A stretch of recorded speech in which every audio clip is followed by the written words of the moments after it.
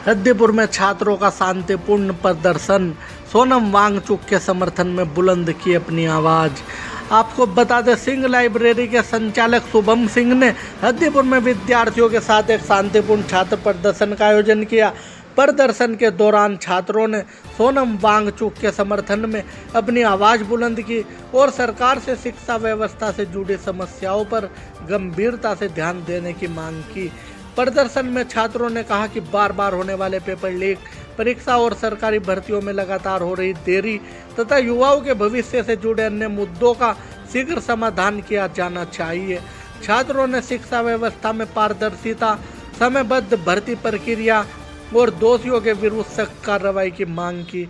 प्रदर्शन के दौरान कुछ प्रतिभागियों ने केंद्रीय शिक्षा मंत्री धर्मेंद्र प्रधान से इस्तीफे की मांग भी की और कहा कि शिक्षा मंत्रालय की जिम्मेदारी ऐसे व्यक्ति को सौंपी जानी चाहिए जो शिक्षा क्षेत्र की चुनौतियों को बेहतर ढंग से समझकर उसका प्रभावी समाधान कर सके।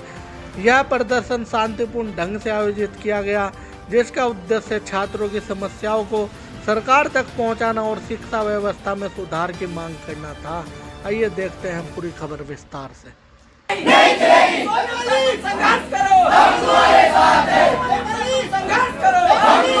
जोर कितना बाजुए का दिल में है, सरफरोशी की तमन्ना आज हमारे दिल में है।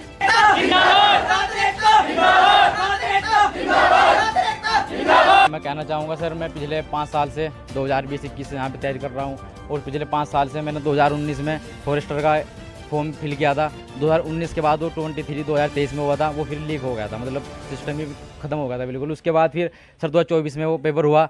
उसके बाद कुछ मेरे साथी थे, हम भी थे, पहले टाइम में हमारे नंबर आ चुके थे, दूसरी बार हमारा वो पूरा कॉन्फिडेंस नहीं रहा, पूरी तैयारी नहीं रही, तो उसमें हमारा नाम नहीं आ पाया। इसी प्रकार यूपीएससी जेईई का पेपर हुआ था 2021 में, वो भी लीक हुआ। 23 में फिर उसके दोबारा रिवाइज हुआ पेपर वो। उसके बाद क्या हुआ कि कुछ बच्चों के नाम थे अगले लिस्ट में, उसका नाम नहीं आ पाए। इसी प्रकार 5 साल से एक पेपर दे देते हमें 6 साल हो चुके हैं। मेरी उम्र उस टाइम 20 साल की थी, आज मैं 25+ का हो चुका हूँ।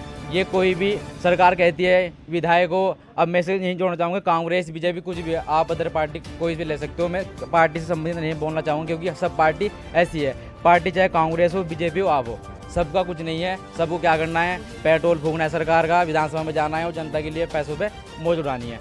बच्चों के लिए कोई नहीं कुछ कर रहा है। हमारे सर सोनम वांगचुक हैं जो अभी 60 साल के हो चुके हैं, उन्होंने कल वो वहाँ से वो कैचअप कर लिए गए हैं, डिटेन कर लिए गए हैं बिना किसी सूचना के, बिना किसी आधार के, बिना किसी कुछ के। और हमारे वहाँ पे एक अभिजीत दीप के हैं जो सही चल रही है। मोदी सरकार का एक भी मेंबर या पार्लियामेंट मेंबर वहाँ पे नहीं आया। पूरी तरह से जो सोनम सर थे उनको पूरी तरह डिटेन कर चुके हैं बिना किसी सूचना के। और जो वहाँ का मंत्री हैं वो है धर्मेंद्र प्रधान जी, जो हमारे भारत की शिक्षा मंत्री है। उनको ये नहीं पता कि शिक्षा मंत्री होता क्या है।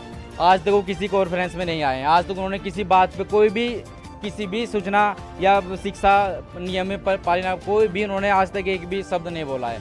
ऊपर से क्या कम से कम धर्मेंद्र प्रधान जी को दिल्ली में आना चाहिए था, एक शब्द बोलना चाहिए था, भले वो इस्तीफा नहीं देते। क्या तो वो इस्तीफा देना चाह रहे हैं?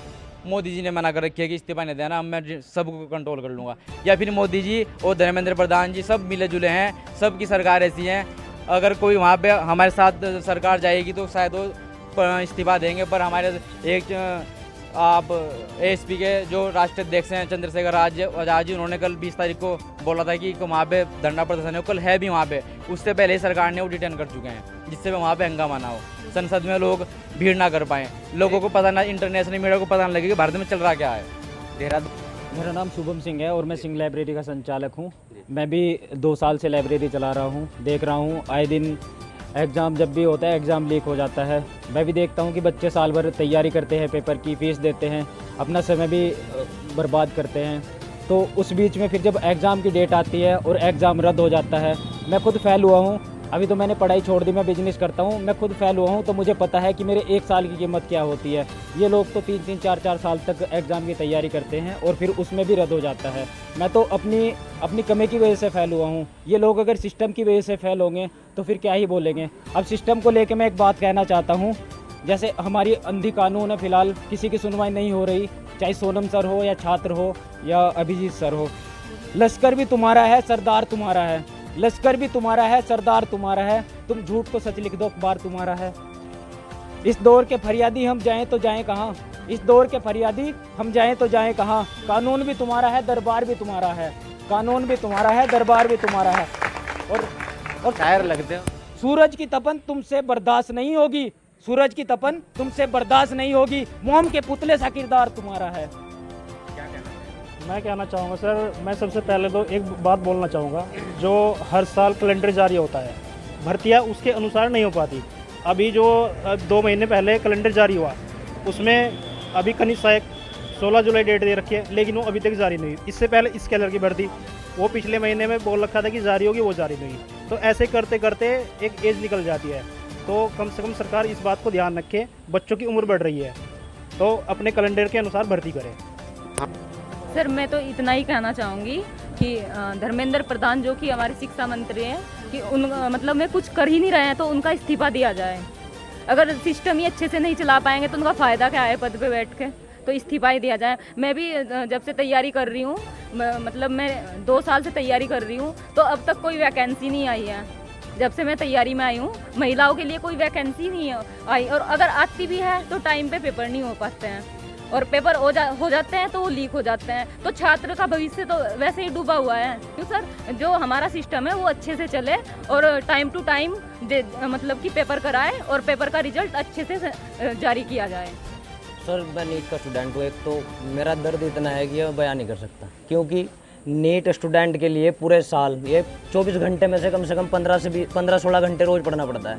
और जैसे जैसे पेपर लीक हो रहा है ना, इससे अच्छा तो वो कहना है स्टूडेंट का कि हम रोज़ रोज़ मरने से अच्छा तो एक ही बार मर जाए। तो अब बिल्कुल कहना है कि सरफरोशी की तमन्ना अब हमारे दिल में है, देखना है जोर कितना बाजुए कातिल में। तो या तो अब इस्तीफा होगा या सरकार चेंज होगी। अब बच्चे जाग चुके हैं, शिक्षित हैं, और धर्म मजहब के नाम पे नहीं रखेंगे। क्योंकि आज का वो कहा है डॉक्टर बाबा साहब अम्बेडकर ने कि एजुटेट एंड ऑर्गेनाइजेशन। क्योंकि अगर छात्र पढ़ लिख गए तो इन नेताओं के लिए बहुत तगड़ी दिक्कत हो जाएगी। अब देखो तुम, भारत का सिस्टम कितना ख़राब है कि 18% जीएसटी पढ़ाई पर लगी हुई है, और ऐसा मैंने कहीं देखा हुआ किसी देश में होगा नहीं। तो सबसे ज़्यादा जीएसटी जो पढ़ाई पर है वो भारत के अंदर है, और हिंदू मुस्लिम भी जो होता है वो भारत के अंदर होता है। यही छात्रों को अभी हमारे जो बड़े भाई हैं वो अभिजीत दीप के जो वहाँ पर प्रदर्शन कर रहे हैं, फुंसू वो जो है हमारे सोनम वांगचुक सर, उन्हें तो उठा लिया गया है, 60 साल उनकी उम्र है।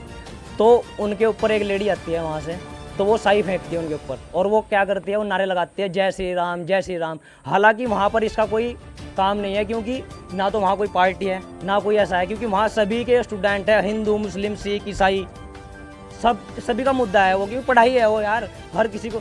तो उसे मेरा कहने का मतलब ये है कि किसी को उसे एक जाति का वो ना किया जाए, ना एक पार्टी का वो करे जाए, उसे समर्थन करे।